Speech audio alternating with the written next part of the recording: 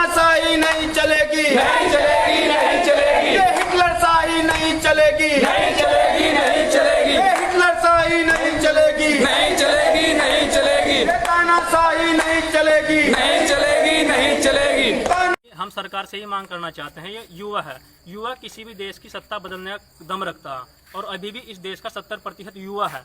अगर युवा ने वोट देना बंद कर दिया तो आपकी एक खाता भी नहीं खोलना है किसी स्टेट के अंदर, किसी राज्य के अंदर। अगर ऐसा ही चलता रहा तो हम युवा आने वाले लोकसभा चुनाव में, विधानसभा चुनाव में अपना नोटा का बटन भी है, विपक्ष पार्टी भी है, उनको बहुमत देंगे। और मैं खास तौर से युवाओं से अपील करना चाहूँगा, क्योंकि हमने पिछली बार 2000 जो बीजेपी की सरकार बनी थी उसमें उनको बरत के देख लिया, और 2000 जो ये सरकार बनी इसमें भी, और इसमें भी हमने देख लिया कि किसी भी सरकार में जब से बीजेपी सत्ता सरकार के अंदर आई है युवाओं का कहीं भी भला नहीं हुआ है और अंततः युवाओं का शोषण हुआ है। अगर युवाओं का भला होता तो युवा इसके बीजेपी के खिलाफ इतना आक्रोश ना होते।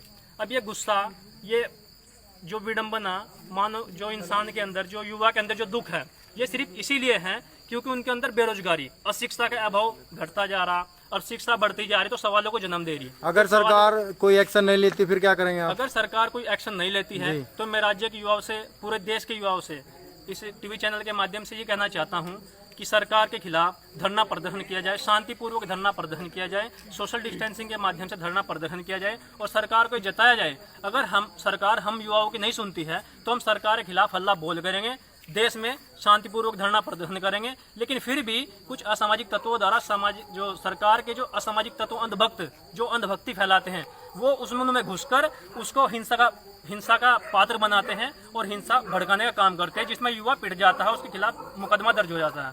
देश में सभी को अपना मत रखने का अधिकार है, लोकतंत्र है, यहाँ हिटलरशाही नहीं चलेगी। ये जनता का शासन है, आप जनता के मुरीद हो, जनता के हित में काम करना पड़ेगा, युवाओं के हित में काम करना पड़ेगा। अगर आप युवाओं के नहीं सुनने के तो हम आने वाले विधानसभा चुनाव में आपको जोरदार तमाचा आपके मुंह पे मारने वाले के लिए तैयार है। अगर हमारे पास रोजगार ही नहीं होगा तो हम क्या करें? कुछ भी नहीं कर सकते रोजगार के, हम कितने भी पढ़े लिखे हैं उससे हमारा कोई मायने नहीं रखता अगर हमारे पास रोजगार नहीं। तो मैं इसलिए सबसे हाथ जोड़कर आग्रह करता हूँ कि सभी हमारे युवा साथी या जो भी पढ़े लिखे लोग हैं वे सभी इस भागीदारी हिस्सा ले। मैं सरकार से यही बस गुजारिश करूँगा कि अगर आगे आपको अपना प्रशासन चलाना है देश के अंदर तो आपको एक अच्छा शासन करके दिखाना होगा या युवाओं को एक जताना होगा कि हमारी सरकार भी युवाओं के प्रति कुछ सोचती है। वैसे तो अभी तक 10 साल हो गए आपकी सरकार को चलते थे, ऐसा तो कुछ लगा नहीं है।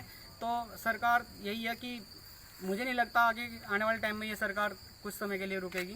तो सरकार का वादा था कि हम 2 करोड़ रोजगार देंगे, प्रतिवर्ष 2 करोड़ रोजगार युवाओं को देंगे, लेकिन साथियों सरकार की मानसिकता बहुत ख़राब है। सरकार की मानसिकता युवाओं को, शिक्षकों को बेरोजगार करना चाहती है। आत्मनिर्भर बनाने के लिए उनको कहती है कि आपको रोजगार की ज़रूरत नहीं है, कढ़ाई लो, तेल लो, पकौड़े तलो, आत्मनिर्भर बनो। तो साथियों हमने जो सरकार चुनी थी वो क्या आज इसीलिए सरकार चुनी थी कि हम अपने बच्चों को पढ़ाएंगे और उन्हें पढ़ाने के बाद तेल पकौड़ा बना करके व्यापार करने के लिए इस रोजगार को देंगे।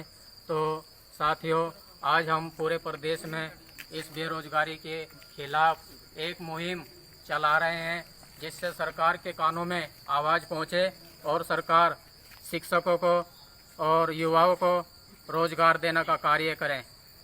नरेंद्र मोदी की सरकार ने जितने भी वादे किए, चाहे वो नारी सुरक्षा का वादा हो या शिक्षा का वादा हो या चिकित्सा का वादा हो, सब जुमले साबित हुए। नरेंद्र मोदी की सरकार में बेटी बचाओ बेटी पढ़ाओ के नाम पर जो वादा किया था वो भी मोदी सरकार का बेटियों के साथ भद्दा मजाक साबित हुआ। आज देश के अंदर दलित भी प्रताड़ित और अपमानित किए जा रहे हैं।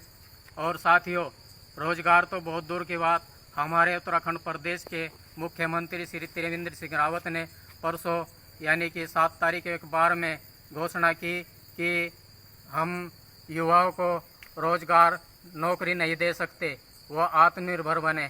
तो हमें ऐसे मुख्यमंत्री की निंदा करनी चाहिए और ऐसी सरकार की भी निंदा करनी चाहिए जो इस प्रकार की छोटी मानसिकता और छोटे विचार को लेकर के सरकार चलाते हों। साथियों, आज समय आ गया है कि हमें उत्तराखंड सरकार को और बीजेपी की निकम्मी सरकार को उखाड़ फेंकना है। देश के हित में अच्छी सरकारों को लाना है।